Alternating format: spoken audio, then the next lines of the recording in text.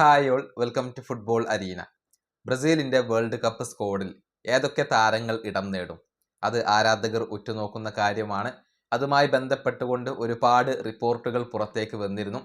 ഇപ്പോഴിതാ കൂടുതൽ വിശദമായ വിവരങ്ങൾ പ്രമുഖ മാധ്യമമായ എസ്റ്റഡാവോ ഇപ്പോൾ പുറത്തുവിട്ടിട്ടുണ്ട്. അത് വ്യക്തമായിക്കൊണ്ട് നമുക്കൊന്ന് പരിശോധിക്കേണ്ടതുണ്ട്.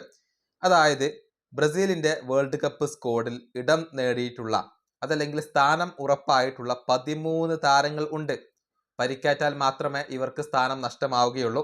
ആദ്യം ആ 13 താരങ്ങളെ നമുക്കൊന്ന് പരിശോധിക്കാം. ലിവർപൂൾ താരമായ ആലിസൺ, അതുപോലെ തന്നെ എഡർ മിലിറ്റാവോ, ഫ്ലമങ്കോക്ക് വേണ്ടി കളിക്കുന്ന ഡാനിലോ, മാർക്കിഞ്ഞോസ്, ഗബ്രിയേൽ മഗല്ലസ്, ഫ്ലമങ്കോക്ക് വേണ്ടി കളിക്കുന്ന അലക്സാൻഡ്രോ, അതുപോലെ തന്നെ Casemiro, Andrey Santos, Bruno Guimaraes, Estevao Willian, Vinicius Junior, Matheus Cunha, Raphinha. ഇവരാണ് ബ്രസീലിന്റെ വേൾഡ് കപ്പ് സ്ക്വാഡിൽ സ്ഥാനം ഉറപ്പിച്ചിട്ടുള്ള 13 താരങ്ങൾ. ഇനി പാസ്പോർട്ട് ഓൾമോസ്റ്റ് സ്റ്റാമ്പ്ഡ് ആയിട്ടുള്ള 5 താരങ്ങൾ ഉണ്ട്. അതായത് ഏറെക്കുറെ വേൾഡ് കപ്പ് ടീമിൽ സ്ഥാനം ഉറപ്പുള്ള 5 താരങ്ങൾ ഉണ്ട്.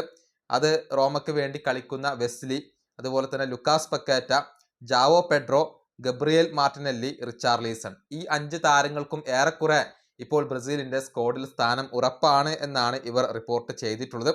കൂടാതെ സ്ട്രോങ് കണ്ടന്റേഴ്സ് അഥവാ ഈ ബ്രസീലിയൻ ടീമിൽ ഇടം നേടാൻ വേണ്ടി വളരെ ശക്തമായി മത്സരിക്കുന്ന 4 താരങ്ങൾ ഉണ്ട്.